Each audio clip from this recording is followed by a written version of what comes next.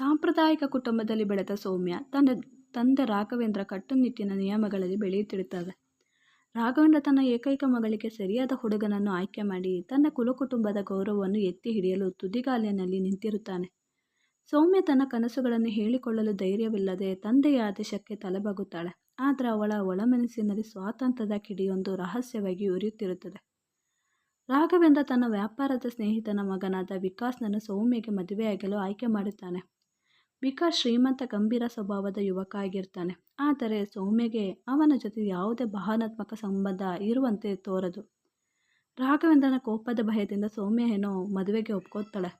ಆದರೆ ಅವಳ ಮನಸ್ಸು ಗೊಂದಲದಿಂದ ಕೂಡುತ್ತದೆ. ಒಂದು ದಿನ ಸೌಮ್ಯ ತನ್ನ ಕಾಲೇಜಿನ ಸ್ನೇಹಿತರ ಜೊತೆ ಕಾಫಿ ಶಾಪ್ಗೆ ಹೋಗಿರ್ತಾಳೆ. ಅಲ್ಲಿ ಆಕೆಗೆ ಅರ್ಜುನ್ ಎಂಬ ಕಲಾವಿದನ ಭೇಟಿಯಾಗ್ತದೆ. ಅರ್ಜುನ್ ತನ್ನ ಕನಸುಗಳನ್ನು ಬೆನ್ನಟ್ಟುವ ಸರಳ ಜೀವನ ನಡೆಸುವ ಯುವಕ ಆಗಿರ್ತಾನೆ. ಅವನ ಮಾತು ರೀತಿ ನೀತಿಗಳು ಸೌಮ್ಯನ ಮನಸ್ಸಿನಲ್ಲಿ ಒಂದು ಹೊಸ ಭಾವನೆಯನ್ನು ತುಂಬುತ್ತವೆ.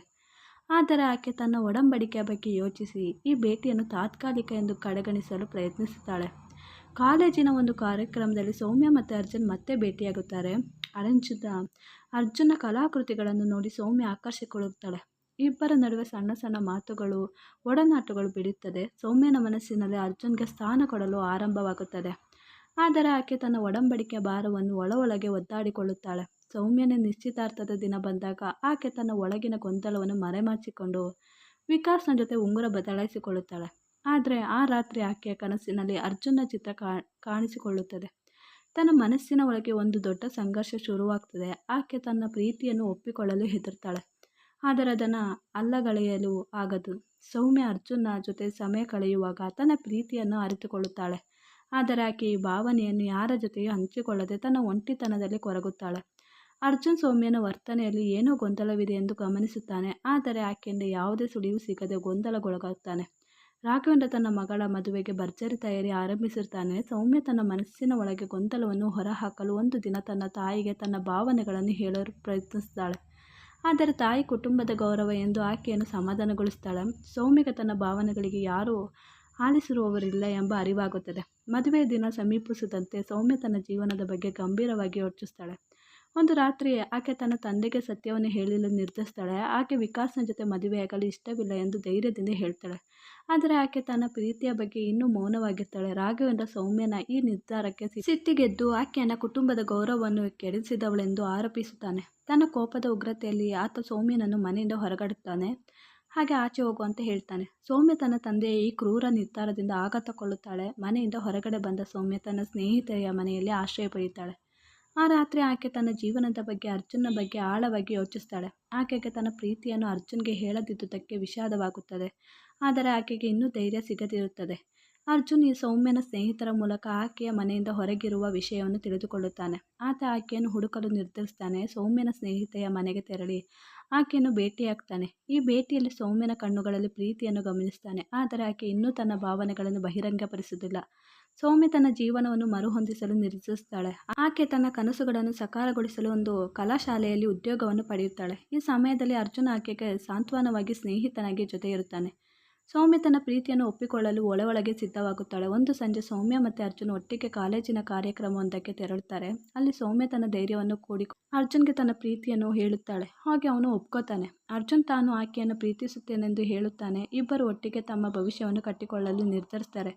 ಕೆಲವು ತಿಂಗಳುಗಳ ನಂತರ ರಾಘವೇಂದ್ರ ತನ್ನ ಮಗಳ ಸಾಧನೆಯನ್ನು ಕೇಳಿ ಆಕೆಯ ಬಗ್ಗೆ ಯೋಚಿಸಲು ಆರಂಭಿಸ್ತಾನೆ. ಸೌಮ್ಯ ತನ್ನ ತಂದೆಯ ಜೊತೆ ಮಾತನಾಡಲು ಒಂದು ದಿನ ಮನೆಗೆ ತೆರಳುತ್ತಾಳೆ. ಆಕೆ ತನ್ನ ಪ್ರೀತಿಯ ಬಗ್ಗೆ ತನ್ನ ಕನಸುಗಳ ಬಗ್ಗೆ ತೆರೆದುಕೊಳ್ಳುತ್ತಾಳೆ. ರಾಘವೇಂದ್ರ ಆರಂಭದಲ್ಲಿ ಕೋಪಗೊಂಡರೂ ಕೊನೆಗೆ ತನ್ನ ಮಗಳ ಖುಷಿಗೆ ಒಪ್ಪಿಕೊಳ್ಳುತ್ತಾನೆ. ಸೌಮ್ಯ ಮತ್ತು ಅರ್ಜುನ್ ತಮ್ಮ ಕುಟುಂಬದ ಒಪ್ಪಿಗೆಯೊಂದಿಗೆ ಸರಳವಾಗಿ ಮದುವೆಯಾಗ್ತಾರೆ.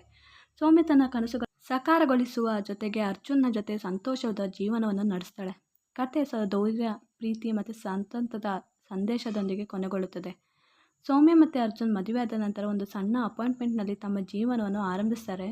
ಸೌಮ್ಯ ತನ್ನ ಕಲಾಶಾಲೆಯ ಉದ್ಯೋಗದಲ್ಲಿ ತೊಡಗಿಕೊಂಡರೆ ಅರ್ಜುನ್ ತನ್ನ ಕಲಾಕೃತಿಗಳನ್ನು ಸ್ಥಳೀಯ ಗ್ಯಾಲರಿಗಳಲ್ಲಿ ಪ್ರದರ್ಶಿಸಲು ಶುರು ಮಾಡುತ್ತಾನೆ. ಇಬ್ಬರು ಒಬ್ಬರಿಗೊಬ್ಬರು ಬೆಂಬಲವಾಗಿ ಸರಳ ಆದರೆ ಸಂತೋಷದ ಜೀವನವನ್ನು ನಡೆಸ್ತಾರೆ. ಆದರೆ ಸೌಮ್ಯನ ಮನಸ್ಸಿನಲ್ಲಿ ತನ್ನ ತಂದೆಗಿರುವ ಬಿರುಕಿನ ನೆನಪು ಇನ್ನೂ ಕಾಡುತ್ತಿರುತ್ತದೆ. ಒಂದು ದಿನ ಸೌಮ್ಯಗೆ ತನ್ನ ಕಾಲೇಜಿನ ಸಹಪಾಠಿಯೊಬ್ಬರಿಂದ ಕುಟುಂಬದ ಸಮಾರಂಭಕ್ಕೆ ಆಹ್ವಾನ ಬರುತ್ತದೆ. ಆ ಸಮಾರಂಭದಲ್ಲಿ ರಾಘವೇಂದ್ರ ಕೂಡ ಇರುವುದನ್ನು ತಿಳಿದು ಸೌಮ್ಯ ಗೊಂದಲಕ್ಕೊಳಗಾಗುತ್ತಾಳೆ. ಅರ್ಜುನ್ ಆಕೆಗೆ ಧೈರ್ಯ ತುಂಬಿ ತಂದೆಯೊಂದಿಗೆ ಮತ್ತೊಮ್ಮೆ ಸಂಬಂಧವನ್ನು ಸರಿಪಡಿಸಲು ಇದು ಒಳ್ಳೆಯ ಅವಕಾಶ ಎಂದು ತಿಳಿಸ್ತಾನೆ. ಸೌಮ್ಯ ತನ್ನ ಹಿಂದಿನ ಭಯವನ್ನು ಜಯಿಸಿ ಸಮಾರಂಭಕ್ಕೆ ಹೋಗಲು ಒಪ್ಪಿಕೊಳ್ಳುತ್ತಾಳೆ. ಸಮಾರಂಭದಲ್ಲಿ ಸೌಮ್ಯ ತನ್ನ ತಂದೆಯನ್ನು ಎದುರಿಸ್ತಾಳೆ. ರಾಘವೇಂದ್ರ ಆರಂಭದಲ್ಲಿ ಗಂಭೀರವಾಗಿರ್ತಾನೆ, ಆದರೆ ಸೌಮ್ಯನ ಸಂತೋಷದ ಮುಖವನ್ನು ನೋಡಿ ಆತನ ಹೃದಯ ಕರಗುತ್ತದೆ. ಸೌಮ್ಯ ತನ್ನ ಜೀವನದ ಸಾಧನೆಗಳ ಬಗ್ಗೆ, ಅರ್ಜುನ್ನ ಬೆಂಬಲದ ಬಗ್ಗೆ ಮಾತನಾಡಿಕೊಳ್ಳುತ್ತಾಳೆ. ರಾಘವೇಂದ್ರ ತನ್ನ ತಪ್ಪನ್ನು ಅರಿತು ಸೌಮ್ಯನನ್ನು ತಪ್ಪಿಕೊಂಡು ಕ್ಷಮೆ ಯಾಚಿಸ್ತಾನೆ. ಈ ಕ್ಷಣ ಸೌಮ್ಯನ ಜೀವನದಲ್ಲಿ ಒಂದು ದೊಡ್ಡ ತಿರುವುಗೊಂಡಿತು. ಅರ್ಜುನ್ನ ಕಲಾಕೃತಿಗಳು ಗ್ಯಾಲರಿ ಒಂದರಲ್ಲಿ ಗಮನ ಸೆಳೆಯುತ್ತವೆ. ಒಬ್ಬ ದೊಡ್ಡ ಕಲಾ ಸಂಗ್ರಾಹಕ ಅವನಿಗೆ ಒಂದು ಅಂತಾರಾಷ್ಟ್ರೀಯ ಕಲಾ ಪ್ರದರ್ಶನದಲ್ಲಿ ಭಾಗವಹಿಸಲು ಅವಕಾಶ ನೀಡ್ತಾನೆ. ಆದರೆ ಇದಕ್ಕೆ ದೊಡ್ಡ ಹಣಕಾಸದ ಅವಶ್ಯಕತೆ ಇರುತ್ತದೆ. ಸೌಮ್ಯ ತನ್ನ ಉಳಿತಾಯದಿಂದ ಅರ್ಜುನ್ಗೆ ಸಹಾಯ ಮಾಡಲು ನಿರ್ಧರಿಸ್ತಾಳೆ.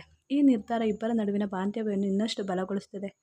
ಅರ್ಜುನ ಕಲಾ ಪ್ರದರ್ಶನ ತಯಾರಿಯ ಸಮಯದಲ್ಲಿ ಸೌಮ್ಯನ ಕಾಲೇಜಿನಲ್ಲಿ ಕೆಲವು ಆರ್ಥಿಕ ಸಮಸ್ಯೆಗಳು ಎದುರಾಗುತ್ತದೆ. ಆಕೆಯ ಉದ್ಯೋಗ ಅನಿಶ್ಚಿತವಾಗುತ್ತದೆ. ಇಬ್ಬರು ಒಟ್ಟಿಗೆ ಈ ಕಷ್ಟವನ್ನು ಎದುರಿಸಲು ನಿರ್ಧರಿಸುತ್ತಾರೆ. ಸೌಮ್ಯ ತನ್ನ ಕಲಾಶಾಲೆಯ ಆಡಳಿತ ಮಂಡಳಿಯೊಂದಿಗೆ ಮಾತನಾಡಿ ಹೊಸ ಯೋಜನೆಯೊಂದನ್ನು ಪ್ರಸ್ತಾಪಿಸುತ್ತಾಳೆ. ಇದರಿಂದ ಆಕೆಯ ಉದ್ಯೋಗ ಉಳಿಯುತ್ತದೆ.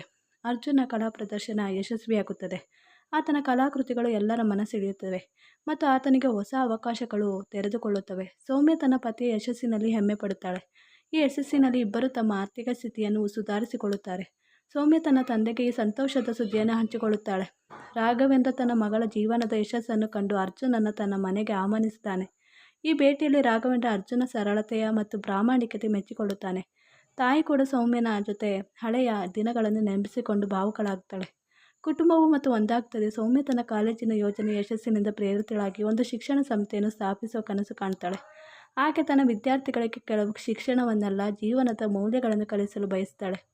ಅರ್ಜುನ್ ಈ ಕನಸಿನಲ್ಲಿ ಆಕೆಗೆ ಸಂಪೂರ್ಣ ಬೆಂಬಲ ನೀಡುತ್ತಾನೆ. ಸೌಮ್ಯನ ಶಿಕ್ಷಣ ಸಂಸ್ಥೆಯ ಯೋಜನೆ ಆರಂಭವಾದಾಗ ಕೆಲವು ಸ್ಥಳೀಯ ವಿರೋಧಗಳಿಂದ ತೊಂದರೆಯಾಗುತ್ತದೆ. ಆಕೆಯ ಆಲೋಚನೆಗಳನ್ನು ಅತಿಯಾದ ಆಧುನಿಕ ಎಂದು ಟೀಕಿಸಲಾಗುತ್ತದೆ. ಸೌಮ್ಯ ತನ್ನ ದೃಷ್ಟಿಕೋನದಿಂದ ಹಿಂದೆ ಸರಿಯದೆ ಸಾಮಾಜಿಕದೊಂದಿಗೆ ಸಂವಾದ ನಡೆಸುತ್ತಾಳೆ. ಅರ್ಜುನ್ ತನ್ನ ಕಲಾಕೃತಿಯ ಮೂಲಕ ಆಕೆಯ ಸಂದೇಶವನ್ನು ಜನರಿಗೆ ತಲುಪಿಸುತ್ತಾನೆ. ಸೌಮ್ಯ ಶಿಕ್ಷಣ ಸಂಸ್ಥೆ ಯಶಸ್ವಿಯಾಗಿ ಆರಂಭವಾಗುತ್ತದೆ. ಹಾಗೆ ಬ್ಯಾಚ್ನ ವಿದ್ಯಾರ್ಥಿಗಳು ಆಕೆಯ ಮಾರ್ಗದರ್ಶನ ಸಾಧನೆ ಮಾಡುತ್ತಾರೆ. ರಾಘವೇಂದ್ರ ತನ್ನ ಮಗಳ ಈ ಸಾಧನೆಗೆ ಹೆಮ್ಮೆ ಪಡುತ್ತಾನೆ. ಸಂಸ್ಥೆಗೆ ತನ್ನದೇ ಆದ ಕೊಡುಗೆಯನ್ನು ನೀಡುತ್ತಾನೆ. ಸೌಮ್ಯ ತನ್ನ ತಂದೆಯ ಬದಲಾದ ದೃಷ್ಟಿಕೋನಕ್ಕೆ ಸಂತೋಷ ಪಡುತ್ತಾಳೆ. ಸಂಸ್ಥೆಯ ಯಶಸ್ಸಿನ ಮಧ್ಯೆ ಸೌಮ್ಯಗೆ ಆರೋಗ್ಯದ ಸಮಸ್ಯೆಯೊಂದು ಎದುರಾಗುತ್ತದೆ. ಆಕೆಗೆ ತೀವ್ರ ಒತ್ತಡದಿಂದ ಆರೋಗ್ಯದಲ್ಲಿ ಏರುಪೇರು ಆಗುತ್ತದೆ. ಅರ್ಜುನ್ ಆಕೆಗೆ ಎಲ್ಲ ಕೆಲಸದಿಂದ ವಿರಾಮ ತೆಗೆದುಕೊಳ್ಳಲು ಒತ್ತಾಯಿಸುತ್ತಾನೆ. ಈ ಸಮಯದಲ್ಲಿ ರಾಘವೇಂದ್ರ ಮತ್ತು ತಾಯಿ ಕೂಡ ಸೌಮ್ಯನ ಜೊತೆಯಲ್ಲಿ ಇದ್ದು ಆಕೆಗೆ ಧೈರ್ಯ ತುಂಬುತ್ತಾರೆ. ಸೌಮ್ಯ ತನ್ನ ಕುಟುಂಬದ ಬೆಂಬಲದಿಂದ ಆರೋಗ್ಯವನ್ನು ಮರಳಿ ಪಡೆಯುತ್ತಾಳೆ. ಈ ಅನುಭವ ಆಕೆಗೆ ಜೀವನದ ಸಂತುಲನದ ಮಹತ್ವವನ್ನು ಕಲಿಸುತ್ತದೆ. ಆಕೆ ತನ್ನ ಸಂಸ್ಥೆಯ ಕೆಲಸವನ್ನು ತಂಡದೊಂದಿಗೆ ಹಂಚಿಕೊಂಡು ತನ್ನ ವೈಯಕ್ತಿಕ ಜೀವನಕ್ಕೂ ಸಮಯವನ್ನು ನೀಡಲು ಆರಂಭಿಸುತ್ತಾಳೆ. ಅರ್ಜುನ್ ತನ್ನ ಕಲೆಯ ಮೂಲಕ ಸಾಮಾಜಿಕ ಸಂದೇಶವನ್ನು ತಲುಪಿಸುವ ಒಂದು ದೊಡ್ಡ ಯೋಜನೆಯನ್ನು ಆರಂಭಿಸುತ್ತಾನೆ. ಆತ ಸೌಮ್ಯನ ಸಂಸ್ಥೆಯ ವಿದ್ಯಾರ್ಥಿಗಳನ್ನು ಕೆಲಸ ಮಾಡಿ ಕಲೆ ಮತ್ತು ಶಿಕ್ಷಣವನ್ನು ಸಂಯೋಜಿಸಿ ಕಾರ್ಯಕ್ರಮವನ್ನು ರೂಪಿಸುತ್ತಾನೆ. ಈ ಯೋಜನೆ ಸ್ಥಳೀಯ ಸಮಾಜದಲ್ಲಿ ದೊಡ್ಡ ಮೆಚ್ಚುಗೆಯನ್ನು ಗಳಿಸುತ್ತದೆ. ಸೌಮ್ಯ ಮತ್ತು ಅರ್ಜುನ್ ತಮ್ಮ ಜೀವನದಲ್ಲಿ ಒಂದು ಹೊಸ ಅಧ್ಯಾಯವನ್ನು ಆರಂಭಿಸುತ್ತಾರೆ. ಅವರು ತಮ್ಮ ಮೊದಲ ಮಗುವನ್ನು ಸ್ವಾಗತಿಸಲು ತಯಾರಾಗುತ್ತಾರೆ. ಈ ಸುದ್ದಿ ರಾಘವೇಂದ್ರ ಮತ್ತು ತಾಯಿಯನ್ನು ಖುಷಿಗೊಳಿಸುತ್ತದೆ. ಸೌಮ್ಯ ತನ್ನ ತಾಯಿಯಂತೆ ತನ್ನ ಮಗುವಿಗೆ ಪ್ರೀತಿ ಮತ್ತು ಸ್ವಾತಂತ್ರ್ಯವನ್ನು ಕಲಿಸಲು ಕರಗುತ್ತಾಳೆ. ಕಥೆಯ ಕೊನೆಯಲ್ಲಿ ಸೌಮ್ಯ ಮತ್ತು ಅರ್ಜುನ್ ತಮ್ಮ ಮಗುವಿನ ಜೊತೆ ಸಂತೋಷವಾದ ಜೀವನವನ್ನು ನಡೆಸುತ್ತಾರೆ. ಆಕೆಯ ಶಿಕ್ಷಣ ಸಂಸ್ಥೆ ಸಾವಿರಾರು ವಿದ್ಯಾರ್ಥಿಗಳಿಗೆ ಮಾರ್ಗದರ್ಶನ ನೀಡುತ್ತದೆ. ಅರ್ಜುನ್ನ ಕಲೆ ಜಗದಾದ್ಯಂತ ಗುರುತಿಸಲ್ಪಡುತ್ತದೆ. ರಾಘವೇಂದ್ರ ತನ್ನ ಮಗಳ ಜೀವನದ ಯಶಸ್ಸನ್ನು ಕಂಡು ತನ್ನ ಹಳೆಯ ನಂಬಿಕೆಗಳನ್ನು ಬದಲಾಯಿಸಿಕೊಂಡು ಹೊಸ ತಲೆಮಾರಿನೊಂದಿಗೆ ಹೆಜ್ಜೆ ಹಾಕುತ್ತಾನೆ. ಈ ವಿಡಿಯೋ ಇಷ್ಟ ಆದರೆ ಪ್ಲೀಸ್ ನನ್ನ ಚಾನಲ್ನ ಲೈಕ್ ಮಾಡಿ, ಚಾನಲನ್ನು ಸಬ್ಸ್ಕ್ರೈಬ್ ಮಾಡೋದನ್ನು ಮರಿಬೇಡಿ. Thanks for watching.